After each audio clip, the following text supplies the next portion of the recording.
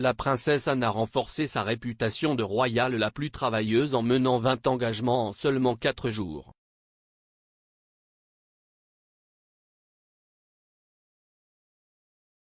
La princesse royale a parcouru 25 000 miles sur des compagnies aériennes commerciales, y compris un voyage en Australie et en Papouasie-Nouvelle-Guinée, pour marquer le jubilé de platine de la reine.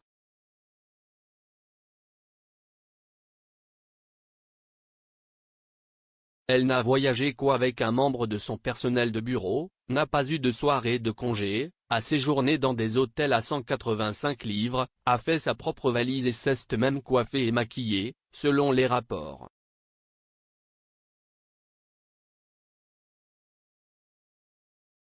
Si est un emploi du temps qui a laissé le personnel royal perdu d'admiration car, contrairement à d'autres membres de la famille royale, la princesse Anne s'occupe de son emploi du temps avec un minimum de tracas, ont indiqué des sources.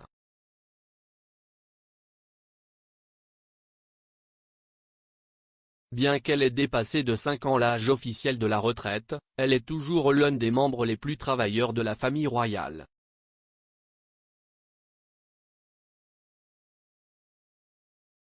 La princesse royale représente la reine tant au pays qu'à l'étranger, assistant à des cérémonies d'État et à des cérémonies, procédant à des investitures et soutenant plus de 300 organisations caritatives, organisations et régiments militaires.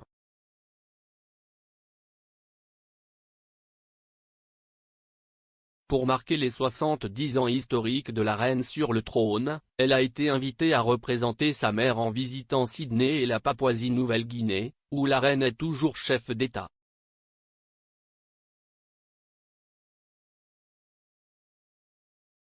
Son emploi du temps pénible a commencé jeudi la semaine dernière après une journée complète d'engagement à Liverpool, après quoi elle est retournée en hélicoptère dans la capitale et a embarqué sur un vol commercial pour Sydney à Heathrow.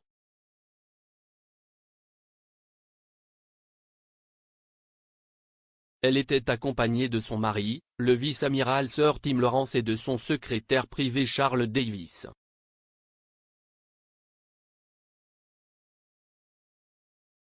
Elle s'est envolée pour l'Australie sans escale et est arrivée à Sydney à 5 h du matin samedi.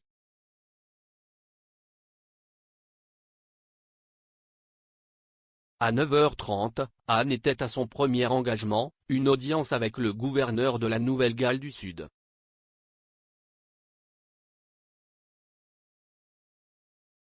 La princesse Anne a passé le reste de la journée, de 11h30 à 18h30, au Bicentennial Sydney Royal Easter Show de la Royal Agricultural Society of NSW.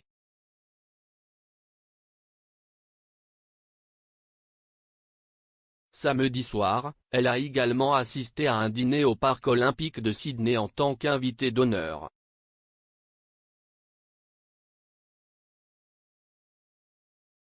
La journée de dimanche a été tout aussi occupée alors qu'elle rendait visite à des représentants des services d'incendie ruraux et constatait de visu les effets dévastateurs des récents feux de brousse et inondations.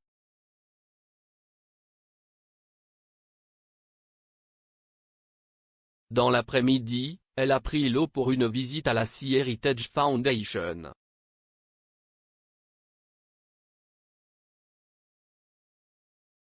Lundi, Anne a pris part à des engagements à Sydney, où elle a pris des engagements militaires et inspecté une garde d'honneur, et en Papouasie-Nouvelle-Guinée où elle a rencontré le Premier ministre du pays, son Excellence l'honorable James Marap.